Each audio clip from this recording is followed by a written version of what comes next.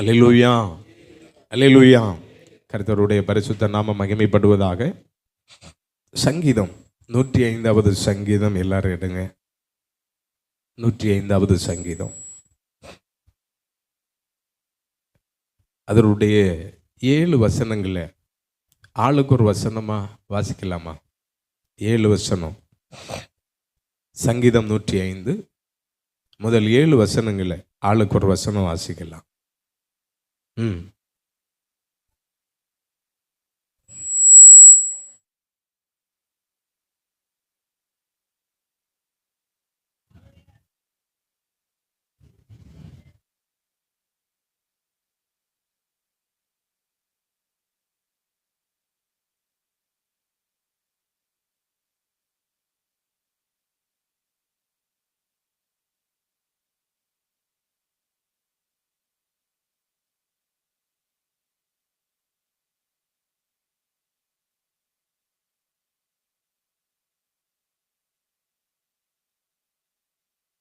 அல்லேலூயா, அல்லேலூயா. அருமையான தேவனுடைய பிள்ளைகளே, ஒரு நெருக்கமான இக்கட்டான சூழ்நிலையிலிருந்து கர்த்தர் நடத்தும் போது இந்த அருமையான சங்கீதம் மிகப்பெரிய ஒரு தாக்கத்தை கொடுக்கும் சங்கீதமாக இருந்தது. அல்லேலூயா, அல்லேலூயா. இந்த நாளில் ஒரு சின்ன 2 வரி மட்டும்தான் நாம் சிந்திக்கிறதற்கு வாய்ப்பு பெறுவோம். கர்த்தருடைய சமூகத்தில் அவரை துதிக்கிற துதிங்கிறது எவ்வளவு மேன்மையாக இருக்கணும் அப்படிங்கிற அடிப்படையை நாம் சிந்திக்கணும்னா, அவரை துதிப்பதற்கான உள் ஆயத்தம் நமக்குள்ள என்ன செய்யணும்? இருக்கணும். முதல் வசனத்தினுடைய 2 வரிகளை பார்க்கும்போது கர்த்தரை துதித்து அவருடைய நாமத்தை பிரஸ்தாபம் ஆக்குங்கள் என்று இருக்கிறது. அருமையானவர்களே, இந்த நாட்களிலே அவரை துதிப்பதற்கு எல்லாரும் ஆயத்தம். கூட்டத்தில் கொண்டு விட்டு கர்த்தரை துதிங்க அப்படின்னா எல்லாரும் என்ன செய்துறாங்க? துதிக்கிறாங்க. அது கூட்டத்துக்கு கூட்டம் என்ன செய்யும்? மாறுபடும். அந்த துதிக்கின் அனுபவம் கூட்டத்துக்கு கூட்டம் என்ன செய்யும்? ஒரே நபர் தான். ஒரு கூட்டத்துக்கு போனால் ஒரு விதமாக இருக்கும், இன்னொரு கூட்டத்துக்கு போனால் இன்னொரு விதமாக இருக்கும். கூட்டத்துக்கு கூட்டம் என்ன செய்யும்? கவனிச்சது இல்லையோ? யாரும் கவனிச்சது இல்லையோ? மாறுபடும் இல்லை. ஆனால் அந்த மாறுபாடு எதனாலே வருகிறது என்பதை நாம் ஆராய்ந்து பார்த்தால், இன்னும் அவர் நாமத்தை நாம் முழுமையாக என்ன செய்யலை? அறியலை. அருமையானவர்களே, இந்த காலத்தில் மிக ஜாக்கிரதையாய் இருக்க வேண்டிய ஒரு ஸ்தலம் அவருடைய நாமத்தை குறித்த எச்சரிக்கை. ஏன்னா அவருடைய நாமத்தினால தான் இந்த நாட்களிலே பல கலக்கங்கள் உருவாக்கப்பட்டு கொண்டிருக்கிறது. ஆக இந்த நாட்களிலே கர்த்தராகிய இயேசு கிறிஸ்துவின் அன்பிற்கு உட்பட்டவர்கள் அவருடைய நாமத்தை குறித்த அதிக ஜாக்கிரதை உள்ளவர்களாய் வாழுவதற்கு நாம் அழைக்கப்படுகிறோம். அவ்விதமான நிலையிலே நாம் எச்சரிக்கை உள்ளவர்களாய் இல்லை என்றால் நம்மை வஞ்சிப்பதற்கு அநேக வஞ்சகர்கள் இந்த பூமியில என்ன செய்யறாங்க? எழும்பி இருக்கிறாங்க. தயவு செய்து நான் யாரையும் குற்றப்படுத்தலை, யாரையும் குற்றப்படுத்துறதுக்காக நான் பேசவும் இல்லை. நானும் நீங்களும் மிக எச்சரிக்கையோடு கர்த்தராகிய இயேசு கிறிஸ்துவின் நாமத்தில் தேவனிடத்தில் நிற்கிற அனுகூலம் உள்ளவர்களாய் இருக்கும்படி பரிசுத்த ஆவியை பெற்றவர்களாய் இருக்க வேண்டும். அல்லேலூயா, அல்லேலூயா. இந்த அனுபவத்தை குறித்து மிக ஜாக்கிரதையா இருக்கணும். ஏன் இந்த 3 நாமம் என்னெல்லாம் பல விதத்தில் கேட்பாங்க. அந்த கேள்விக்குரிய பதில்களை பரிசுத்த வேதாகமத்தில் சரியான ஆழத்துக்குள்ள போக அறிந்தவர்கள் நீங்கள் பதில் சொல்லுங்கள். அப்படி இல்லை என்றால் இந்த பரிசுத்த வேதாகமத்தை நீங்கள் எடுத்து காட்டி இதன்படி நடப்பதற்கு நான் கற்றுக்கொண்டிருக்கிறேன் என்கிற வார்த்தையோடு என்ன செய்யுங்க? நிறைவு செய்யுங்க. ஆகாத சம்பாசனை நல்லொழுக்கங்களை கெடுக்கும்.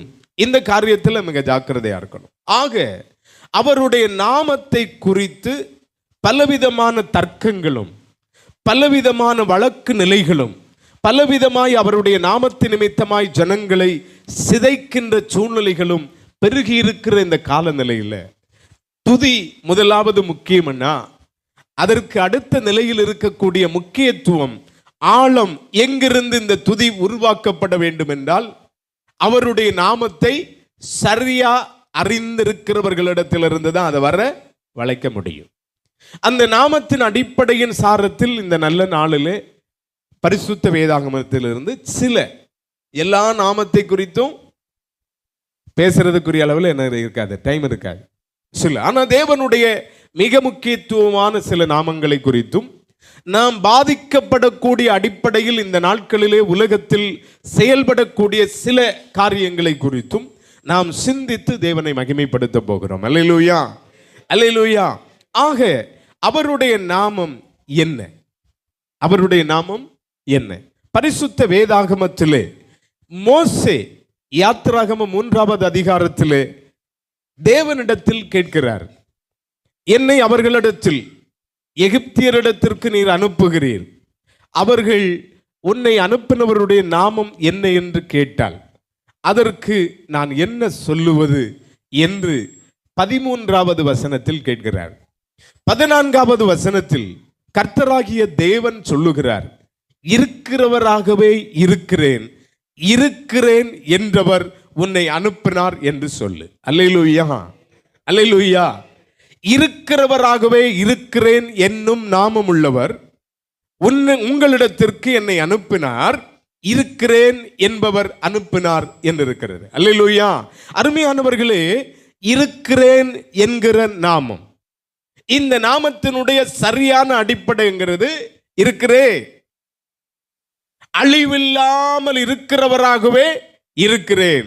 அழிவு என்பது எனக்கு என்ன இல்லை, இல்லவே இல்லை. இருக்கிறேன் என்றால் மாயம் இல்லை, மறைவு இல்லை, எவ்விதமான நிலையிலும் அழிவு என்பது இல்லை. இந்த நாமமுடைய தேவன் உன்னிடத்தில், உங்களிடத்திலே என்னை அனுப்பி இருக்கிறார் என்று சொல்லும்படி கர்த்தர் அனுப்புகிறார். அருமையான தேவனுடைய பிள்ளைகளே, அப்படியானால் இருக்கிறேன் என்கிற நாமமுள்ளவருடைய மகத்துவம் என்ன என்கிறதை சிந்திக்கும்படி கொஞ்சம் இருதயத்தை செலுத்தினேன். இருக்கிறேன் என்பவருடைய நாமத்தினுடைய மகத்துவம் என்ன? இந்த மகத்துவத்தை குறித்து நாம் கற்றுக்கொள்ள வேண்டும்.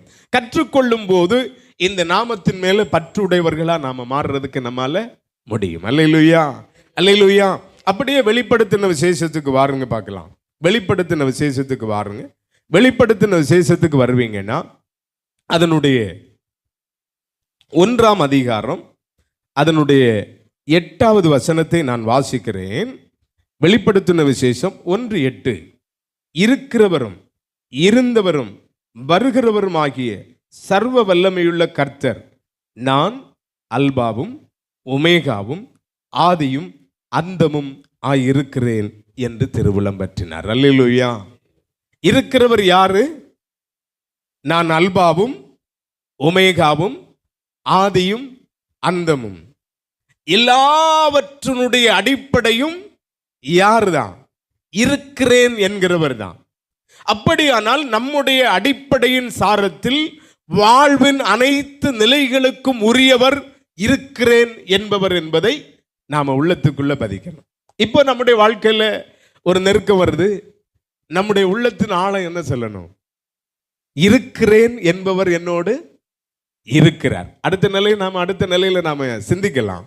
இருக்கிறேன் என்கிறவர் என்னோடு இருக்கிறார். அவர் என்ன சொல்லுகிறார்? நீங்கள் இயேசுவின் நாமத்தினால எதை கேட்டாலும் அதை பெற்றுக்கொள்வோம் என்று விசுவாசிக்கிறவர்களா இருக்கணும்னு சொல்லி அவர் விரும்புகிறார். அல்லேலூயா. அருமையான தேவனுடைய பிள்ளைகளே, இந்த அடிப்படையில் அவர் சர்வத்திற்கும் உரியவர், அவர் அழிவில்லாதவர், அவர் எல்லாவற்றுக்கும் மேலானவர், அவர் அல்பா ஒமேகா என்கிற அடிப்படைக்குரியவர். அந்த உன்னதமானவருடைய நாமத்தை குறித்த தெளிவு நமக்கு தேவை. அல்லேலூயா. 2வது நீங்க அப்படியே வருவீங்கன்னா அதனுடைய 4வது அதிகாரம், வெளிப்படுத்தின விசேஷம் அதனுடைய 4வது அதிகாரம் அதனுடைய 8வது வசனத்திற்கு வாருங்கள். 4:8 நான் வாசிக்கிறேன். அதனுடைய பின்பகுதியிலே அது வரும், இருந்தவரும் இருக்கிறவரும் வருகிறவரும் ஆகிய சர்வ வல்லமையுள்ள தேவனாகிய கர்த்தர் பரிசுத்தர், பரிசுத்தர், பரிசுத்தர் என்பதே. அல்லேலூயா, அல்லேலூயா. இருந்தவரும் இருக்கிறவரும் வருகிறவரும் ஆகிய சர்வ வல்லமையுள்ள தேவனாகிய கர்த்தர் பரிசுத்தர். ஆமென். அருமையான தேவனுடைய பிள்ளைகளே, தூதர் கணங்கள் ஓயாமல் போற்றுவதற்குரிய பரிசுத்த நாமம் உள்ளவர், இருக்கிறேன் என்பவர். ஆக இந்த பூமியில பரிசுத்தமானவர் யாருன்னு நம்முடைய உள்ளத்தின் ஆள சொல்லணும். இந்த உலகத்திலே தேவாதி தேவனை தவிர பரிசுத்தம் உள்ளவர் இல்லை. அல்லேலூயா, அல்லேலூயா. அருமையானவர்களே, இந்த நாமத்தை குறித்த சிந்தனைக்குள்ள நாம நிற்கும் போது இவைகள் எல்லாம் உள்ளத்துக்குள்ள வந்துடணும். ஒரு மனிதன் திடீரென்று நீங்கள் இந்த நாமத்தை குறித்த நிலையில் இருக்கிறீர்களே ஏன் என்று கேட்டால், நம்முடைய வாழ்க்கையில் நீங்க வசனம் சொல்லலைனாலும் பிரச்சனை இல்லை, இந்த வார்த்தை நான் அல்பாவும் ஒமேகாவும் ஆதியும் அந்தமும் உடையவராய் இருக்கிறேன் என்று சொல்லுகிற தேவன் என்பதை மறவாதிருங்கள். இரண்டாவது, அவர் பரிசுத்தர் பரிசுத்தர் என்று வான சேனைகளினால் போற்றப்படுகிற கர்த்தர் என்பதை மறவாதிருங்கள்.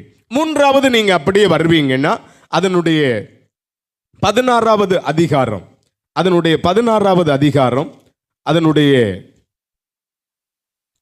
5வது வசனத்துக்கு வருவீங்க. 11வது அதிகாரம் அதனுடைய 17வது வசனத்துக்கு வருவீங்கன்னா 11:17க்கு வாங்க.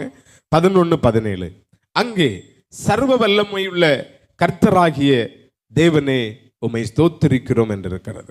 இருந்தவரும் இருக்கிறவரும் வருகிறவருமாகிய சர்வ வல்லமையுள்ள தேவனே உம்மை ஸ்தோத்திரிக்கிறோம்.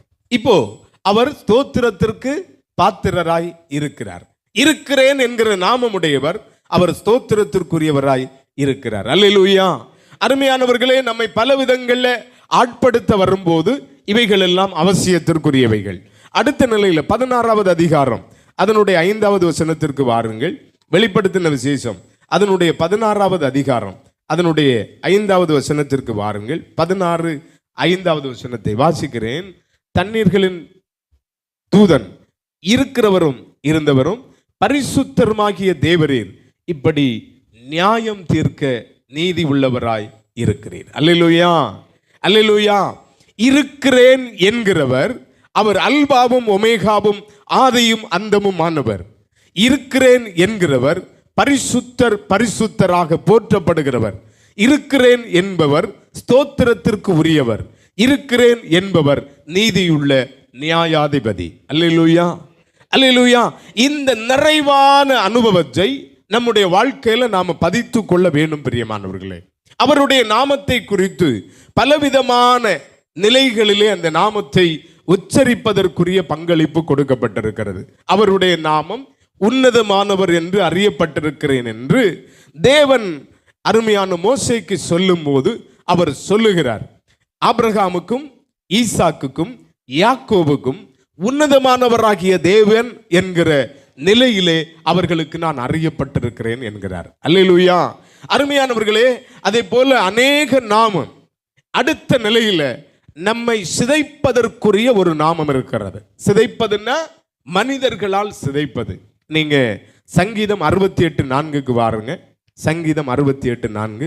அந்த 68:4 பார்க்கும்போது அங்கே அவருடைய நாமம் யெகோவா என்றிருக்கிறது. அல்லேலூயா, அல்லேலூயா, அல்லேலூயா. அவருடைய நாமம் என்ன? யெகோவா. அருமையான தேவனுடைய பிள்ளைகளே, ஏன் இங்க நான் அழுத்தம் கொடுத்தேன்னா, இந்த நாட்களிலே தேவனாகிய கர்த்தர், கர்த்தராகிய இயேசு கிறிஸ்து, பரிசுத்த ஆவியானவர் என்கிற இந்த முப்பரிமாண நிலைகளுக்கு விரோதமான நிலைகளிலே செயல்படுகிற ஒரு சூழ்நிலை இந்த பெயரிலே இருக்கிறது. அருமையானவர்களே, இது ஒரு நாமம். யெகோவா என்பது ஒரு நாமம். இருக்கிறேன் என்பது ஒரு நாமம், அவருடைய ஒரு நாமம். இந்த நாமத்து நிமித்தமான நிலையில நாம் அவரை ஆராதிப்பதற்கென்று சொல்லி ஆயத்தப்படலாம். ஆனால் இது தேவனுடைய அடிப்படையின் பின்னணியத்தை தனித்துவமாய் உருவாக்க முடியாது. இருக்கிறேன் என்று சொன்னாரே, அது ஒரு நாமம். ஆனால் அவருடைய நிலையில நாம் கொள்ளுகிறது என்ன? தேவனாகிய கர்த்தர். இதைத்தான் நாம் கொள்ள வேண்டும் இந்த நாட்களிலே. அதிலும் நம்முடைய மாவட்டத்தில் இந்த கிழக்கு பகுதியின் அடிப்படைகளிலே ஒரு பெரும் திரள் கூட்டம் இந்த பெயரை உச்சரித்து ஜனங்களை வஞ்சனை செய்து கொண்டிருக்கிற ஒரு கொடிய சூழ்நிலை. இதெல்லாம் நான் ஏன் சொல்றேன்னா, அருமையான தேவனுடைய பிள்ளைகளே, கூடுமானால் தெரிந்து கொள்ளப்பட்டவர்களையும் வஞ்சிக்கத்தக்கதான பலத்த செய்கைகள் என்ன செய்யும்? உருவாகும். ஏன் இதை அடிப்படையா சொல்றேன்னா, ஒரு புறமத நிலையிலிருந்து என்னை போல ஒரு தீவிரமான அடிப்படையில் இருந்த ஒரு தம்பியை கர்த்தராகிய இயேசு கிறிஸ்துவின் அன்புக்குள்ளாக வடிவமைத்து கொண்டு வந்து ஒரு தீவிர செயல்பாடுள்ள ஒரு தம்பியாக அந்த தம்பி மாறினார். அந்த தம்பியினுடைய வாழ்க்கையில தேவனுக்காக அவர் எதையும் செய்வதற்கு ஆயத்தம் உள்ளவராக இருந்தார். அந்த அருமையான தம்பி ஒரு மெடிக்கல் ஸ்டோர் வச்சிருந்தார். அந்த மெடிக்கல் ஸ்டோர்ல ஒரு மனிதர் அவரோடு தொடர்பு கொண்டு, நான் அந்த இடத்துல அடிக்கடி அந்த தம்பியை சந்திக்க போவேன். அவர் உள்ளே இருப்பார். கடைசியில் ஒரு நிலையில பார்த்தா இந்த தம்பி என்னிடத்துல இந்த நாமத்தை குறித்து பேச ஆரம்பித்தார். எனக்கு ரொம்ப கஷ்டமா இருந்தது. என்ன திடீர்னு இந்த தம்பி இப்படி பேச ஆரம்பிச்சிருக்காரு அப்படின்னா, அவன் உண்மையை ஓப்பனா சொல்லிட்டான். அந்த உள்ள வந்து உட்கார்ந்து இருந்தவர் வெளிநாட்டிலே வேலை செய்து கொண்டிருந்த நபர். அவர் அங்கே இந்த நாமத்துக்குட்பட்டு விட்டார். இதை ஒரு பொருட்டான நிலையிலே எடுத்துக்கொண்டு இந்த தம்பியை சந்தித்து பிரெயின் வாஷ் பண்ணி அவங்களை அடிமைப்படுத்திட்டான். அந்த காலநிலையிலே என்னோடு பேசும்போது அந்த தம்பியின் இடத்துல எனக்கு இருந்த அறிவின்படி, ஏன்னா நான் ஒரு புறமத நிலையிலிருந்து வந்தேன், எனக்கு இருந்த அறிவின்படி இந்த நாமங்களை அந்த தம்பிக்கு சொல்லி கேட்டேன். அப்படின்னா நான் வேற ஒரு நாமத்தை சொல்லி ஒரு ஐக்கியத்தை உருவாக்கலாமே.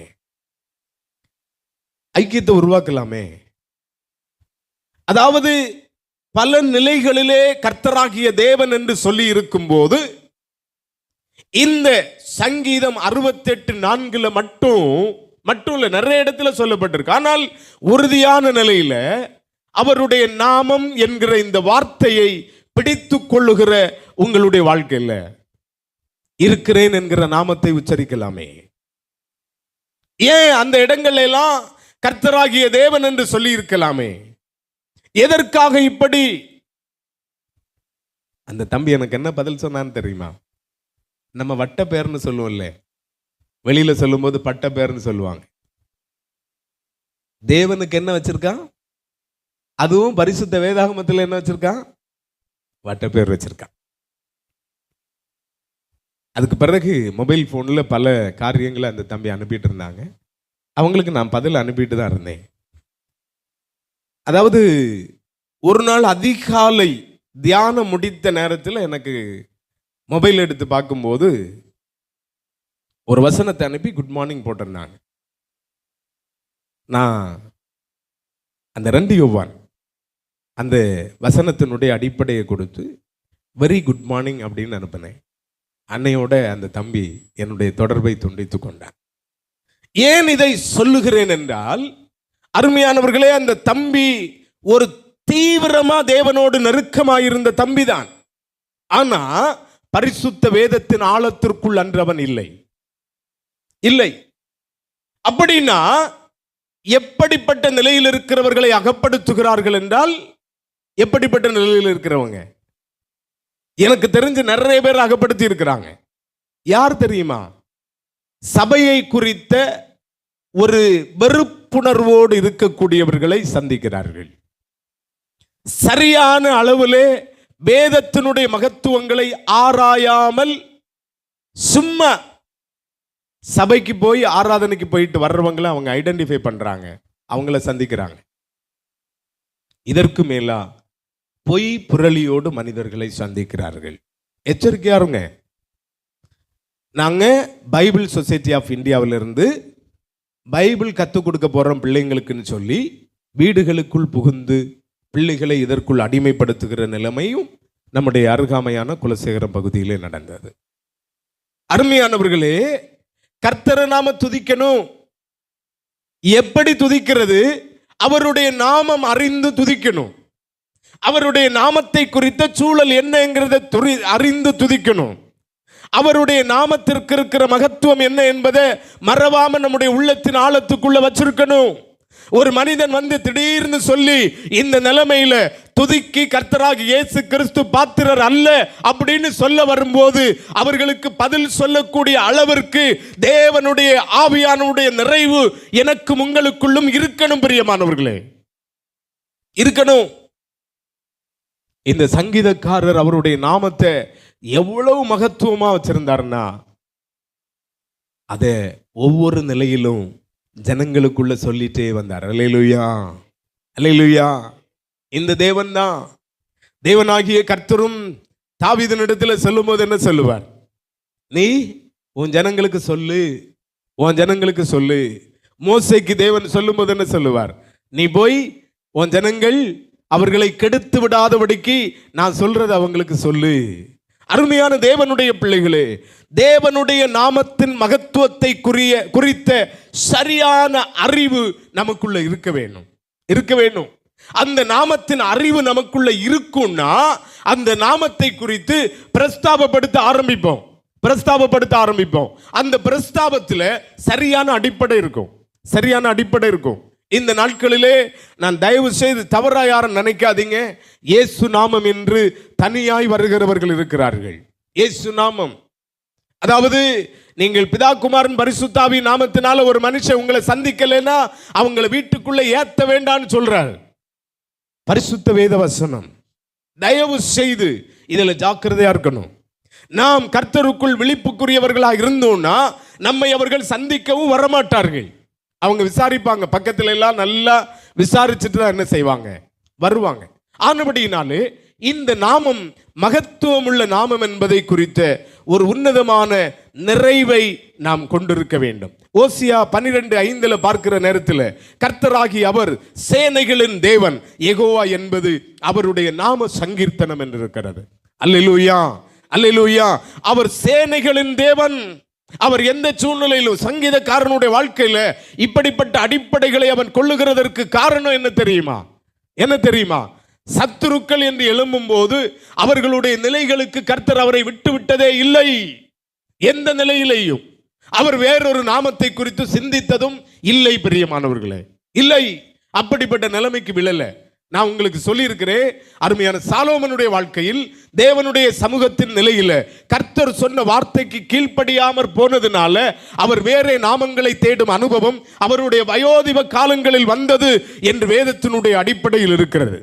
ஆனா நம்முடைய வாழ்க்கையில இந்த நாமத்தை குறித்த தெளிவை நாம் அடைந்திருப்போமானால் அந்த நாமத்திற்குள்ளான வாழ்க்கையை நிறைவேற்றுவதற்கு நாம் விரும்புவோம். நமக்குள்ள பல போராட்டங்கள் இருக்கும். ஏன் இப்படி ஒரு முப்பிணைப்புள்ள ஒரு நாமம் என்பது என்ன என்று சொல்லுகிற பல போராட்டங்கள் வரலாம். ஆனா எல்லாவற்றுக்கும் தீர்வு இந்த பரிசுத்த வேதாகமும் நாம் தேவ சமூகத்திலே காத்திருக்கும் போது பரிசுத்த ஆவியானவர் நம்மை நிறைத்துக் கொள்ளுகிறதும் தான். அல்லேலூயா, அல்லேலூயா. இந்த அனுபவத்துக்குள்ள நாம வரணும் பிரியமானவர்களே. நீங்கள் ஏசாயா 9:6 பார்க்கும்போது அங்கே அநேக நாமங்கள் சொல்லப்பட்டிருக்கிறது. அவர் அதிசயமானவர், ஆலோசனை கர்த்தா, வல்லமையுள்ள தேவன், நித்திய பிதா, சமாதான பிரபு என்னப்படும் என்று அவருடைய நாமங்களுக்கு பட்டியல் கொடுக்கப்படுகிறது. இவைகள் எல்லாம் நம்முடைய வாழ்க்கையின் சாதகமான சூழ்நிலைகளிலே அந்த நாமத்திற்கொத்த நிலைகளை சொல்லி தேவனை மகிமைப்படுத்துவதற்கு உரியவைகளாய் இருக்கிறதே ஒழிய தனித்தனி நாமங்களின் அடிப்படைகளிலே வணங்கு முறைமைகள் அல்லது ஆராதனை முறைமைகளுக்குரியது அல்ல. இதை மட்டும் நாம நினைச்சுக்கிடணும். அல்லேலூயா. அவருடைய நாமத்தை சொல்லி நாம துதிக்கலாம், அவருடைய நாமத்தை சொல்லி நாம் அவரை மகிமைப்படுத்தலாம். ஆனா தனி நாமத்தை குறித்த வணங்கு முறைகள், ஆராதனை முறைகளுக்குரியது அல்ல என்பதை நாம் நிச்சயித்துக் கொள்ள வேண்டும். அல்லேலூயா, அல்லேலூயா. அதே நிலைமையில நீங்க கர்த்தராகிய இயேசு கிறிஸ்துவின் அடிப்படைக்குள்ள நாம வரும்போது அவருடைய நாமத்திற்கு மகிமையான நாமத்தின் பின்னணியத்தை நாம சந்திக்கணும்னா அப்போஸ்தலர் 4வது அதிகாரம் அதனுடைய 12வது வசனத்திற்கு வாருங்க. அப்போஸ்தலர் 4:12. அப்போஸ்தலர் நடபடிகள் 4வது அதிகாரம். ம் ம் ம் ம் ம் ம் ம் ம் அவராலே அன்றி வேறொருவராலும் ரட்சிப்பு இல்லை. நாம் ரட்சிக்கப்படும்படிக்கு வானத்தின் கீழெங்கும் மனுஷர்களுக்குள்ளே அவருடைய நாமமே அல்லாமல் வேறொரு நாமம் கட்டளையிடப்படவில்லை. இயேசு எனும் நாமம். அல்லேலூயா, அல்லேலூயா. அருமையான தேவனுடைய பிள்ளையே, ரட்சிப்பு என்பது பொதுவாக பேசப்படுகிற ஒரு வார்த்தை தானே, பொதுவாக பேசப்படுகிற வார்த்தை. இந்த ரட்சிப்பு என்பதை குறித்து பலவிதமான தர்க்கங்கள் நாம் கொண்டிருந்தாலும், கர்த்தராகிய இயேசு கிறிஸ்துவின் இரத்தத்தினால் கழுவப்படாத ஒரு மனிதன் ரட்சிப்படைய முடியாது. மீட்பின் அனுபவ திட்டத்தை ஒரு மனிதன் பெற்றுக்கொள்ள வேண்டுமானால் கல்வாரி சிலுவையிலே நம் அனைவருடைய, உலகத்தின் அனைத்து மக்களுடைய பாவத்தையும் சுமந்து இரத்தம் சிந்தி பாவம் கழுவுதலை கட்டளையிட்ட கர்த்தராகிய இயேசு கிறிஸ்துவின் நாமம் இல்லாமல் ரட்சிப்பு என்பது இல்லை. அல்லேலூயா. நாம முன்ன சிந்தித்த அந்த தேவனுடைய நாமங்களின் அடிப்படைகளின் பின்னணியும் நம்மை எச்சரிப்புக்குள்ளாய் நடத்தும் போது அடுத்த நிலையிலே இயேசு எனும் நாமம் நம்மை ரட்சிப்புக்கு நடத்துகிற நாமமாய் இருக்கிறது. அல்லேலூயா. இந்த அடிப்படைக்குள்ள நானும் நீங்களும் நிக்கணும் பிரியமானவர்களே, நிக்கணும். பல நிலைகளில் பல வார்த்தைகள் நமக்கு சொல்லப்படலாம். ஆனா இயேசு இல்லாம அல்லது இயேசுவின் நாமத்தினால் அல்லாம நாம ரட்சிப்பின் சந்தோஷத்தை பெற்றுக்கொள்ளவே முடியாது. அல்லேலூயா. இந்த அனுபவத்தை நாம அனுபவிக்கணும். அதனுடைய அடிப்படையை தான் நாம ரோமருக்கு எழுதின நிருபம் அதனுடைய 10வது அதிகாரத்தில் நாம வாசிக்க கேட்டோம். ரோமருக்கு எழுதின நிருபம் அதனுடைய 10வது அதிகாரத்தில் நாம வாசிக்க கேட்டோம். அந்த வார்த்தைகளின் சாரங்களை நாம உற்று கவனிக்கணும். அருமையான தேவனுடைய பிள்ளைகளே, விசுவாசத்தினால் நீதிமான் பிழைக்கிறான். ஆக விசுவாசத்தினால் உண்டாகும் நீதியின் அடிப்படையின் பின்னணியத்திலே தான் ரட்சிப்பின் சந்தோஷம் இருக்கிறது. அல்லேலூயா, அல்லேலூயா. அருமையானவர்களே, விசுவாச பிரமாணம் என்று தென்னிந்திய திருச்சபையிலே ஒன்றை உபயோகப்படுத்துவார்கள். அதனுடைய அடிப்படையில் இருக்கிற வார்த்தைகளின் சாரத்தில் எவைகளை விசுவாசிக்க வேண்டும் என்கிற வார்த்தைகள் அவைகளிலே வரும். அந்த விசுவாசத்தின் அடிப்படைகளுக்குள்ளாக நாம் அமைக்கப்பட வேண்டும் என்பதை நினைவு கூறுவதற்காக ஒரு சில இடங்களில் பலவிதமான தர்க்கங்கள் இருக்கும். ஆனால் நான் இந்த இடத்திலே ஒன்றை பதிவு செய்ய விரும்புகிறேன். அருமையான தேவனுடைய பிள்ளைகளே, ஒரு ஆராதனையை குறித்ததான ஒழுங்கு என்பது தேவை என்பதை நான் விசுவாசிக்கிறேன். அல்லேலூயா, அல்லேலூயா. ஆராதனையில் ஒரு ஒழுங்கு என்ன செய்யணும்? இருக்கணும். நாம நம்முடைய சபையில் ஒரு ஒழுங்கு வச்சிருக்கிறோம். அந்த முறை மேல தான் எல்லா வாரமும் என்ன செய்யறோம்? ஆராதனையை நடத்துறோம். இல்ல, அந்த ஒழுங்குக்கு மீறி நடத்துறோமா? இல்ல. இந்த ஒழுங்கு என்பது மிக மிக தேவை. இந்த ஒழுங்கு என்கிறதனுடைய அடிப்படை அற்று போயிட்டுன்னா அதனுடைய சாரமே இழந்து போயிரும் பிரியமானவர்களே. மனம் போன போக்கில் ஆராதனையை கொண்டு போவதற்கு அது இடம் கொடுக்கும். ஆனபடியினால இந்த அடிப்படையிலே இப்படிப்பட்ட காரியங்களை சிந்திப்பதற்காக எழுத்துப்பூர்வமாக வைத்திருக்கிறதில் தவறு ஒன்றும் இல்லை என்பது என் சிந்தை. நம்முடைய வாழ்க்கையில் அவரை விசுவாசிக்கணும். என்ன விசுவாசிக்கணும்னு கேள்வி எழுப்புறவங்க இருக்கலாம். என்ன விசுவாசிக்கணும் அப்படிங்கிற நிலைமைக்கு நீங்க வருவீங்கன்னா நீங்க 4வது வசனத்திற்கு வாருங்க. விசுவாசிக்கிற இவனுக்கும் நீதி உண்டாகும்படியாக கிறிஸ்து நியாயப்பிரமாணத்தின் முடிவாக இருக்கிறார். நியாயப்பிரமாணம் என்ன சொல்லுகிறது? பாவம் செய்கிற ஆத்துமா என்ன செய்யணும்? சாகணும், மரிக்கணும். அதாவது கண்ணுக்கு கண் பல்லுக்கு பல் என்பதை நியாயப்பிரமாணம் கற்றுத் தருகிறது.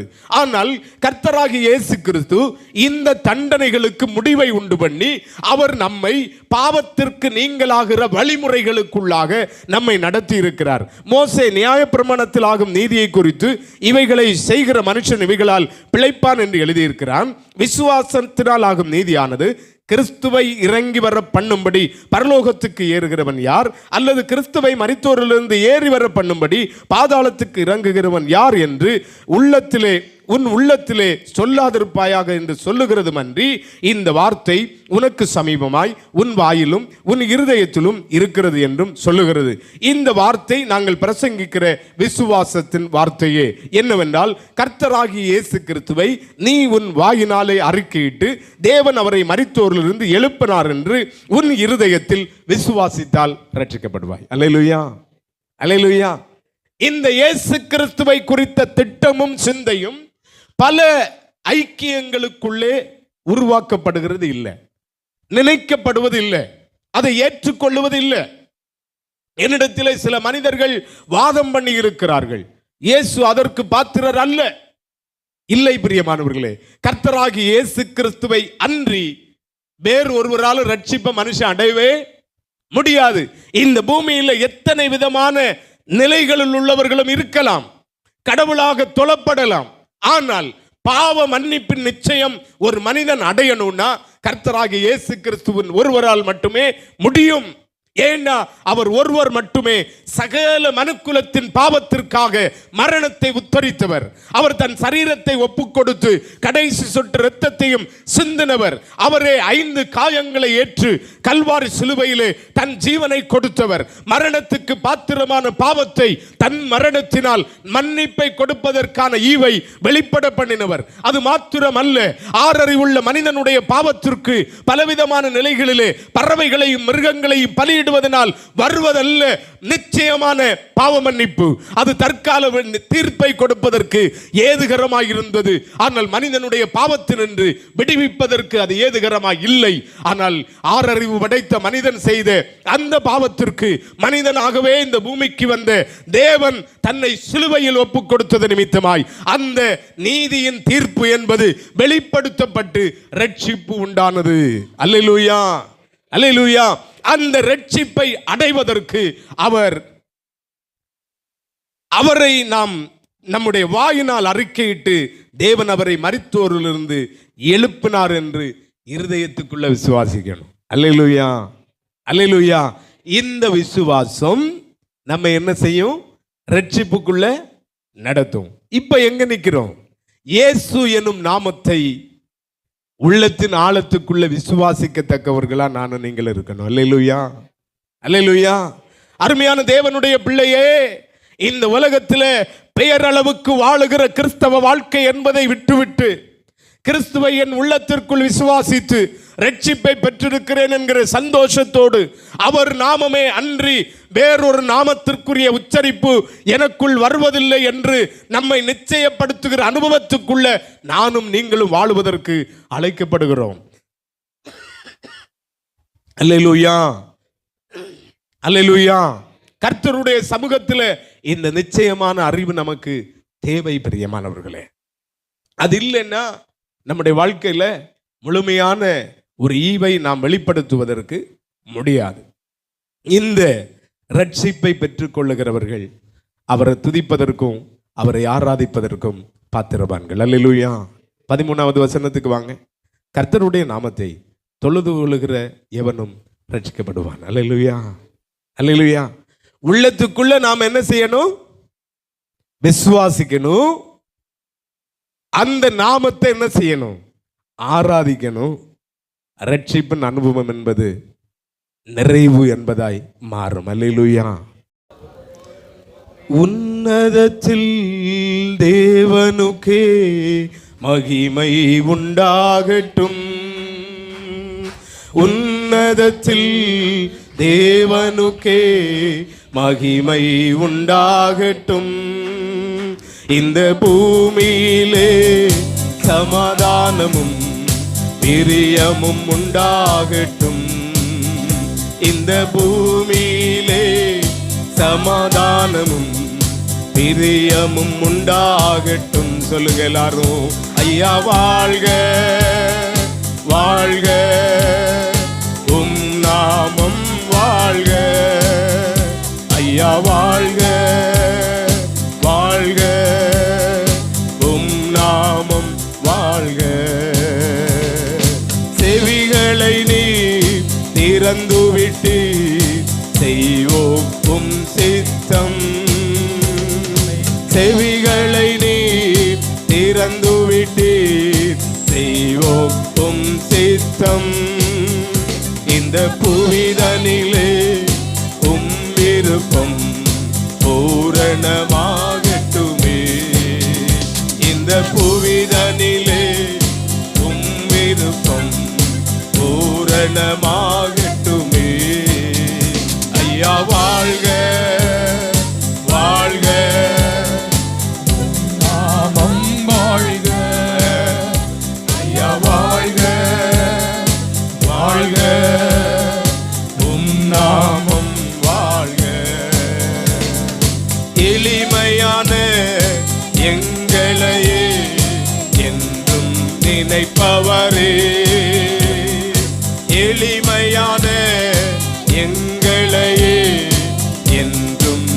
நினைப்பவரே, ஒளிமயமே துணையாளரே, உள்ளத்தின் ஆறுதலே, எங்கள் ஒளிமயமே துணையாளரே, உள்ளத்தின் ஆறுதலே. ஐயா வாழ்க வாழ்க, உம் நாமம் வாழ்க. ஐயா வாழ்க வாழ்க, உம் நாமம் வாழ்க. குறை நீக்கும் வல்லவரே, கோடி தோத்திரமே. குறை நீக்கும் வல்லவரே, கோடி தோத்திரமே. பாவக்கரை போக்கும் கர்த்தாவே, கல்வாரி நாயகனே. கரை போக்கும் கர்த்தாவே, கல்வாரி நாயகனே. ஐயா வாழ்க வாழ்க, உம் நாமம் வாழ்க. ஐயா வாழ்க வாழ்க, உம் நாமம் வாழ்க. தேவனுக்கே மகிமை, தெய்வத்திற்கே மகிமை, தேவனுக்கே மகிமை, தெய்வத்திற்கே மகிமை. தேடி வந்து மீட்டவரே, தினமுமக்கே மகிமை. என்னை தேடி வந்து மீட்டவரே, தினமுமக்கே மகிமை. ஐயா வாழ்க